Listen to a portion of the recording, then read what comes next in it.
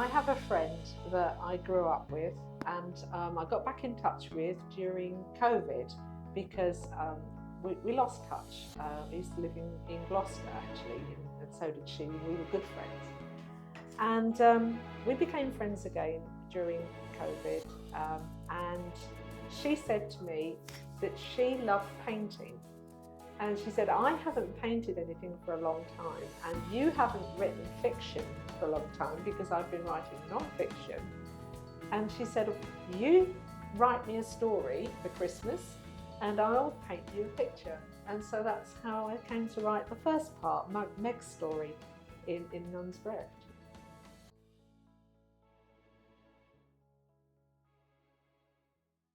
Hello and welcome to Faith in God Alone Ministries. I'm Samson, and guess what? I've got my sister Sheila with me as here. How are you, Sheila? I'm good, thank you. Yeah. Yes, you have seen Sheila before in our shows.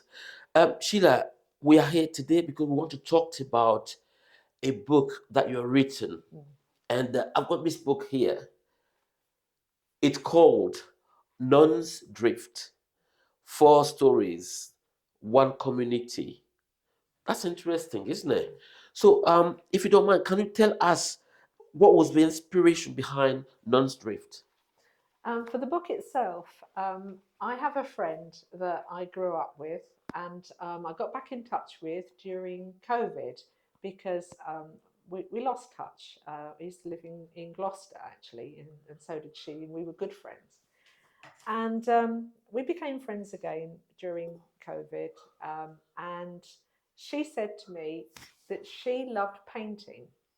And she said, I haven't painted anything for a long time, and you haven't written fiction for a long time because I've been writing non-fiction.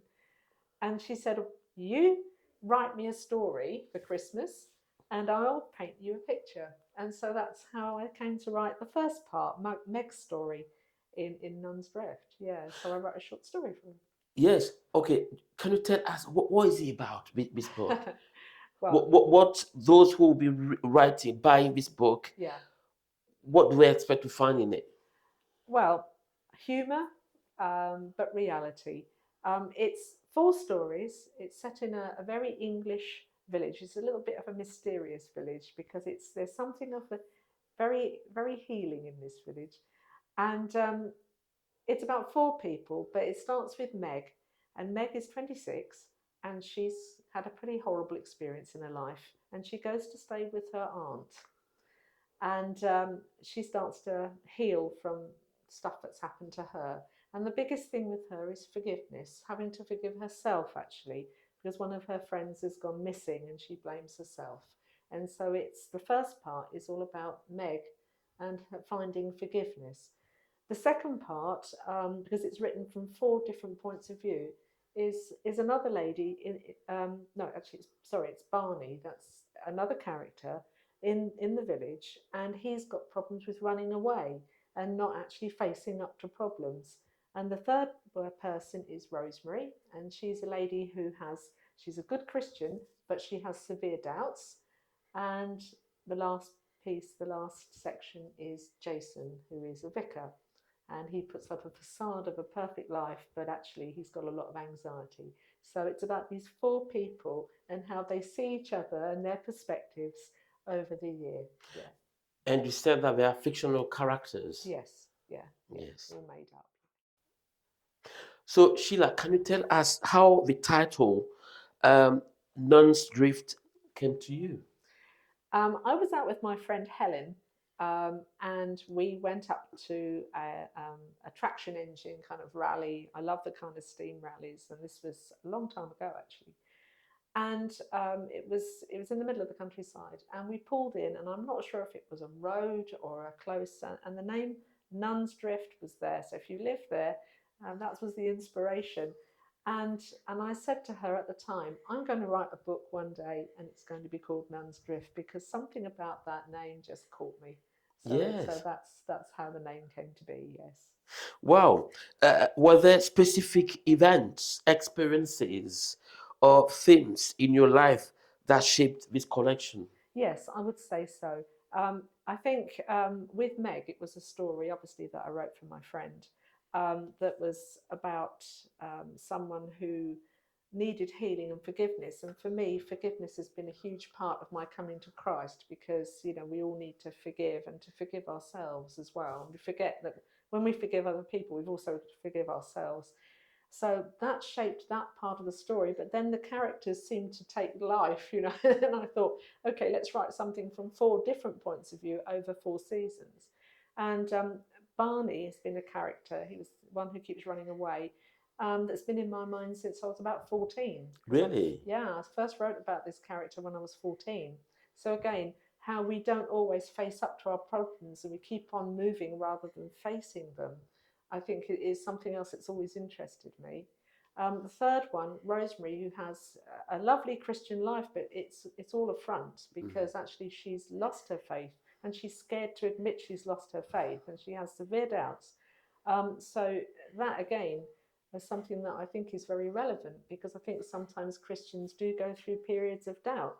And Rosemary, actually, without giving too much of the plot away, sees love in extraordinary places and realizes that actually she has put Jesus himself into the cupboard, got on with her religious life, and Jesus is somewhere here. So so that was quite important to me as well, to think about doubt and being real as a Christian. And the final section, which is Jason's section, the vicar, sometimes we think that people who are in ministry have perfect lives, but actually we find out some things about Jason that are quite surprising, and he's very real. So again, it's all different themes that have interested me that I've put together in one story. Yes. If you are just watching us or you're joining in, you're watching Faith in God's Alone Ministries, and we're having a book review of a wonderful book that, by the way, you have to buy it. You have to get one. It's called Nun's Drift by Sheila Jacobs that I've got here. It's a blessing to have Sheila with us. Sheila, would you mind giving us a flavor of your book, please? Okay. And this is part of the last section, the last part, and it's from Jason's perspective. Jason is the vicar. Jason's the vicar, that's right. And actually, I should add that the book is really also about remembering it's God that sees the heart. Yes. And so people have different perspectives of other people as well as situations, which it sort of comes to a full circle in Jason's story, really. So yeah.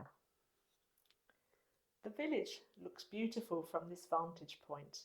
There's a footpath over the hill leading down into the meadows below, and I determined to walk it soon. Nun's Drift would look lovely from here in the first flush of spring, quiet and content in the middle of greening fields and the first bright leaves.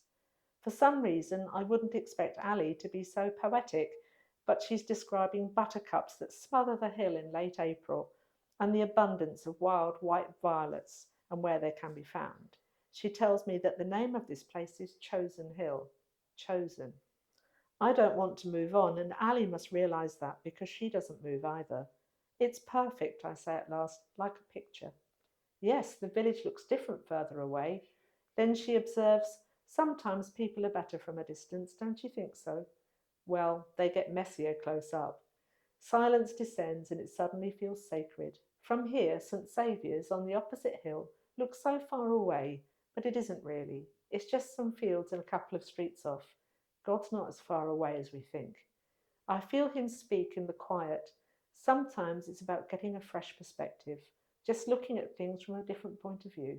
My horse shifts, and I feel something in myself shift too. Our view can be skewed. God sees things as they really are. Oh, thank you, Sheila. That was refreshing. Yeah, that's a glimpse of what is in that wonderful book. Sheila, who is your publisher? Malcolm Down Publishing. Okay. Yes, fantastic. So if anybody wants to get in touch with you, obviously we're going to put, are you happy for us to put some contact details for people to get in touch with you? Yeah, I have a website. So Okay, that's it. I'll link the website to it. yeah. And where can people find that book, your books? On Amazon or anywhere, Malcolm Down Publishing, or from my website. Okay, friends, today I was having a book review of this very inspirational book called Non's Drift by Sheila Jacobs. Sheila, thank you very so much for talking to us, for inspiring us about this fictional book that I would personally recommend. That will help you to just focus on things in life. Sheila, what's your last word before we finish? I think always to remember to look at things, if you can, from God's perspective. Yes, thank you, Sheila. Yes, thank you for watching. And by the way, if you enjoyed this video, would you mind liking it or even subscribing to this channel for more content like this? Sheila, thank you. And thank you for watching. Take care. Bye.